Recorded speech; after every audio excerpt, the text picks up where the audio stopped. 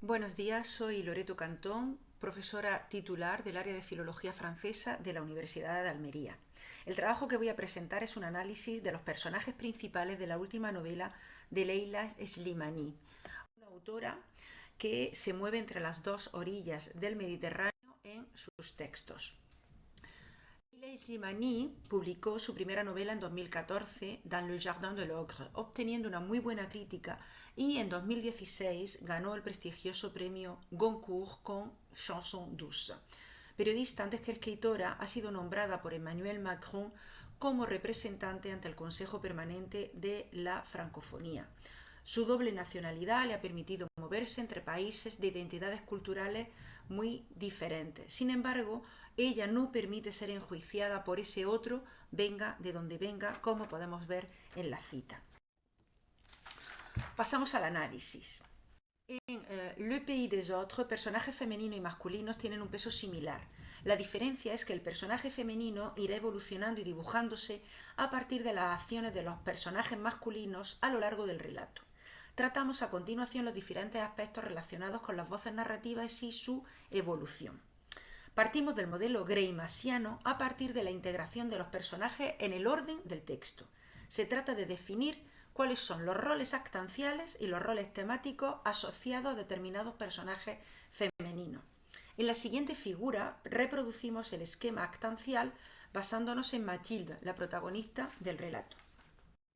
La primera relación es la que se establece entre el sujeto y el objeto. Mathilde desea asentarse en su nuevo país, llevar una vida al lado de su marido marroquí.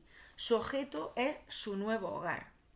Marruecos, sin embargo, como objeto deseado, aparece dibujado en las primeras líneas, asimilado a un paisaje conocido como es la Toscana, con una visión positiva. Sin embargo, esa visión cambiará nada más llegar, como podemos ver en la cita. El humor cambió y el paisaje también. La impresión de esterilidad se desprendía de la colina, ya no era la Toscana. En el viaje de la protagonista, Mathilde estará acompañada por Amin. Este es el destinador según el esquema de Greimas, ya que es el que la motiva a alcanzar su objetivo, pero a la vez se convertirá en agente oponente, puesto que influirá negativamente en la transformación de la identidad de Mathilde. Desde el principio, Amin se presenta como una persona controladora, la coge del brazo con una actitud sensual y amenazante a la vez, como si quisiera controlarla. No era, por tanto, el hombre que ella había conocido en 1944 en Francia. El cambio va ligado al espacio. En Marruecos, el patriarcado, la masculinidad, transforma al personaje. En la búsqueda del objeto, establecer su nuevo hogar en Marruecos, Mathilde se encontrará con ayudantes y oponentes en su tarea. En el desarrollo del relato puede observarse cómo la figura femenina, ya sea marroquí o europea, será siempre un apoyo en las decisiones de Mathilde. En algunas de las novelas africanas escritas por mujeres, la mujer blanca tiende a aparecer como estigmatizada, incapaz de adaptarse a los usos y costumbres del nuevo grupo social y sufrirá el rechazo de la familia con la que debe vivir. Según Cazenave, la communauté refuse l'idée d'une intégration possible et part du principe de son incapacité à apprendre les traditions culturelles du pays du mari. Sin embargo, Muliala, la suegra de Mathilde, sentirá siempre un gran respeto hacia ella, hacia esta mujer instruida, con una inmensa admiración. En la misma línea encontramos a la joven Selma, hermana de Amin. Para ella, Mathilde representa a Francia, el país al que a ella quiere escapar para ser otra. Y por eso le preguntaba continuamente por Francia, por París y por los soldados americanos. Por parte de la comunidad de la colonia francesa, Mathilde encontrará tanto en los hombres como en las mujeres la mejor forma de volver a la cultura que ha abandonado. Dragan Palossi y su mujer Corinne serán sus principales apoyos. La oposición se estructura a partir de los valores de la sociedad patriarcal marroquí. Si Amin representa el lazo más cercano a Mathilde, será Omar, el hermano menor de este, quien se convierte en el principal oponente a esta relación. Omar es la voz contra la colonización y así dice que odia tanto a su hermano como odia a Francia y luchará por la independencia de su país. Se produce, por tanto, una identificación de la persona al país. Omar representa a Marruecos y Mathilde y Amine a la sociedad francesa colonizadora. Otros personajes secundarios oponentes representan al grupo de hombres de los que se rodea Amine. Se trata de amigos, negociantes, jornaleros, que excluyen a la mujer de su vida, que critican a la mujer blanca y que entran en el relato para anular las acciones de Mathilde. Un segundo apartado es la transformación a través de los personajes, de las acciones de los personajes, y veremos cómo se transforma Mathilde en Marianne. Según Bremont, la función de una acción se define a través de la perspectiva y de las iniciativas de un personaje. Este se convierte en agente o paciente de esa acción. Estos papeles que delimitan el desarrollo de la acción están acompañados de diferentes procesos de degradación o de regeneración del personaje. Mostramos en la siguiente figura el desarrollo del relato a partir de estas acciones y los efectos que produce en el personaje de Mathilde hasta llegar a convertirse en Marianne. En este proceso, los cambios de las protagonistas no se producen únicamente por las acciones en el devenir del relato, sino también por la influencia positiva o negativa del resto de los personajes. Las acciones están marcadas por 3 viajes: de Francia a Marruecos para instalarse en el nuevo país, de Marruecos a Francia tras la muerte del padre y de nuevo un viaje a Marruecos para instalarse definitivamente allí, produciéndose la transformación definitiva del personaje protagonista. Los 2 primeros viajes los representamos en este esquema. El primer proceso de degradación es el que se produce al encontrarse con la nueva realidad. Marruecos no es el país con el que había soñado, estereotipado por la sociedad occidental. Muy al contrario, la rudeza del paisaje en el que se instala tiene un fiel reflejo en Amine, quien se asimila a este paisaje. Sin embargo, Mathilde intentará adaptarse a este nuevo medio. De esta forma se produce el primer proceso de regeneración. La casa musulmana de la familia de Amine es el primer paso de acercamiento a la cultura marroquí. La protagonista intenta aprender árabe y realiza su primer ramadán. En 1949 se produce la instalación definitiva en la granja que se convierte en su nuevo hogar. Se trata de un espacio aislado en los que la protagonista pasa por diferentes procesos de degradación y de regeneración. Para Mathilde, la granja supone soledad, aislamiento, lugar en el que el contacto exterior es prácticamente imposible y está dedicado exclusivamente a la sociedad masculina. Sin embargo, intentará conservar algunas de sus costumbres europeas, esquivando las miradas y escondiendo su propia identidad. Actos, como veremos en el libro, como la celebración de la Navidad o inscribir a Isa, su hija, en un colegio religioso francés, le impiden romper con los vínculos iniciales. En 1954, el relato se detiene. Varios procesos se unen mes a mes. La enfermedad de Mathilde añade rasgos negativos al personaje, hasta el punto de que el médico europeo se pregunta cómo una mujer como ella puede haber terminado en semejante estado físico y mental. Tras su recuperación, Mathilde dedicará su tiempo a adquirir algunos conocimientos médicos para curar ciertas enfermedades, ayudada por Dragan Palossi, que se convierte en su nuevo protector. Sin embargo, en el mes de octubre, una nueva acción produce un nuevo proceso degenerativo. Se trata de la muerte del padre. Mathilde se desplazará a Alsacia entre el 3 de octubre y el 2 de noviembre de 1954. El regreso al hogar familiar y sobre todo a la sociedad europea que había abandonado la hace sentirse mujer y piensa: me quedo aquí. Confiesa a su hermana que la vida en Marruecos no es lo que ella esperaba. La última gran acción, siguiendo el esquema, es la vuelta a Marruecos y su instalación definitiva. El matrimonio en Europa con Amine no se considera válido en su país. Mathilde cede para convertirse al Islam y termina una transformación cuya principal visibilidad es el cambio de nombre, de Mathilde a Marianne, su renuncia a ciertas libertades y su resignación, tal como le expresa a Selma. Por último, queremos hablar de las etiquetas y rasgos diferenciadores del personaje.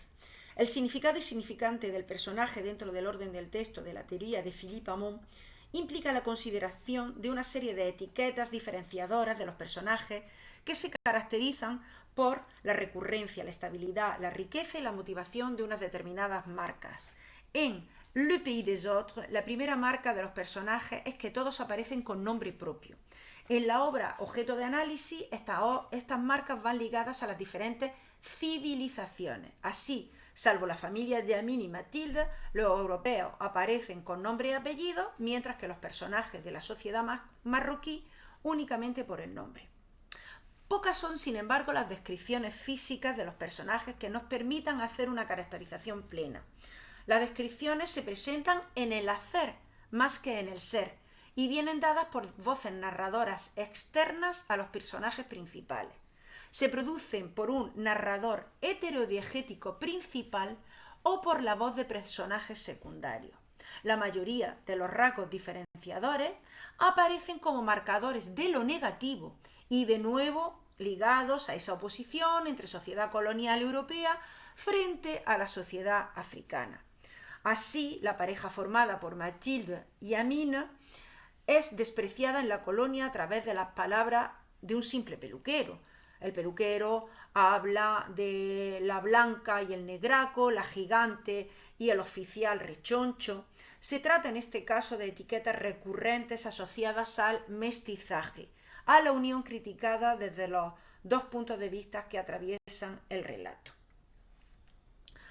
Las descripciones marcadas positivamente aparecen ligadas a la belleza de Corinne Palos y de Selma.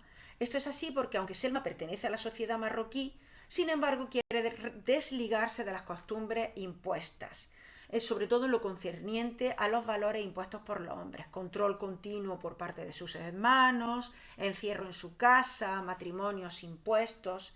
Corinne Palossi, por su parte, representa esa sociedad colonial instalada en Marruecos que ha crecido gracias a los nuevos negocios. Se convierte en el espejo en el que se mira Mathilde, la imagen deseada de toda mujer europea, una imagen que aparecerá de nuevo en Mathilde cuando regresa al funeral de su padre en Alsacia, en la que les dicen que parece una verdadera parisina sofisticada, una burguesa. Especial atención merece Aisha, la hija de los protagonistas. Educada en un contexto franco-marroquí, Aisha prefiere acercarse a la religión católica. Es una forma de esconderse ante las críticas de sus compañeras que la tratan de mestiza con bromas humillantes. Pocos son, sin embargo, los rasgos físicos definidos en relación a la chica. Únicamente se hace referencia a su cabello como símbolo de su mestizaje, tal como podemos leer en la cita a continuación. Aisha, a lo largo del relato, irá configurando su personalidad como fiel reflejo de la de su madre, inteligente, estudiosa y rechazada como ella por un padre excesivamente celoso de la libertad de su hija que intenta acercarse a ella sin conseguirlo. El último nivel de análisis es el del nivel social e ideológico. El personaje femenino de Le Pays des Autres se ha ido conformando atendiendo al nivel del relato y de la trama, pero para poder establecer unos rasgos definitorios más allá de la simple figuración, debemos atender al nivel ideológico que define la macroestructura de la novela. Se trata de concretar personajes tipos investidos de ciertos valores ideológicos y psicológicos. La voz femenina de la protagonista sirve desde el principio para señalar la diferencia entre la sociedad marroquí y la occidental. El continente africano, de imagen exótica y estereotipada por la sociedad occidental, la decepciona desde el primer momento, como hemos visto. Las fronteras están delimitadas hasta dentro del propio territorio, entre la vida de la sociedad colonizadora y la vida de los habitantes marroquíes. Así, su marido le dice: vamos a vivir con mi madre. Aquí es como te lo estoy diciendo, es así. A través de ciertos procesos, Mathilde se decanta por renunciar a algunos derechos para favorecer la convivencia en un mundo tras la caída del protectorado francés. Aislarse, no participar en los acontecimientos políticos, es la solución para enfrentar un conflicto en los que, en palabras de Amine, es más que una guerra. Una guerra, dice, es peor que una guerra. Nuestros enemigos, o los que debieran serlo, vivimos con ellos desde hace tiempo. Son amigos nuestros, vecinos, nuestra familia. Esta voz de Amine refleja el mundo intercultural en el que ha crecido la autora. Amine y Mathilde se mueven entre esos dos mundos sin rechazarlos. En el último capítulo de la obra, las dos identidades se unen de nuevo. Un viaje al mar, en casa de los amigos europeos, los Palossi, representa un antes y un después del Marruecos colonizado. A la vez, la tierra y el mar aparecen enfrentados. Otro de los aspectos que las diferentes voces narrativas exponen es la función libertadora de la educación. Mathilde escribe, lee y decide la educación de sus hijos. La sociedad europea, simbolizada por el colegio al que asiste Aisha, ayuda a la emancipación femenina a través de la educación. Guerras, colonización, patriarcado, religión son algunos de los temas que se van descifrando a partir de las voces narrativas. Y a modo de conclusión, sí queremos decir que la construcción de los personajes en esta obra representa un ejercicio narrativo sutil y complejo. El esquema actancial, los diferentes procesos que actúan sobre la protagonista y los rasgos diferenciadores de las distintas voces narrativas muestran un proceso de construcción del relato en el que Mathilde, a pesar de los numerosos arquetipos, va evolucionando hacia la aceptación de su entorno y de Amine, su marido. La literatura femenina magrebí ha ido ganando un lugar destacado en los últimos años dentro del panorama literario internacional. Ahí podemos leer la cita de Vincent Cour-Chamy, donde dice: D'une façon générale, l'écriture féminine a permis de transgresser un certain nombre d'interdits, en retraversant l'imaginaire masculin, autrement dit, l'imaginaire culturel, bousculant ainsi l'ordre patriarcal et remettant en question toutes ces valeurs créées pour le seul bénéfice de l'homme. Así aparece en el análisis realizado sobre los distintos valores simbólicos que aparecen en el relato. La escritora explica que puede parecer paradójico, pero creo que no se puede ser libre si no se tiene la capacidad de renunciar a algo, porque ser libre es elegir y dejar cosas atrás. Y en cuanto a su identidad, dice: bueno, es que yo no creo en la identidad. Para mí, la identidad es lo que uno transmite a la generación que viene después.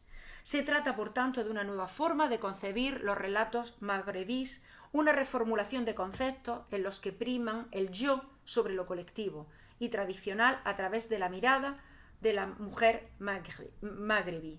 Ces maghrébines de l'exil qui ne sont plus de maghrébines mais des européennes en puissance et qui vont enrichir par leurs possibilités les pays d'accueil. Ces femmes ont eu à se battre pour avancer et réussir.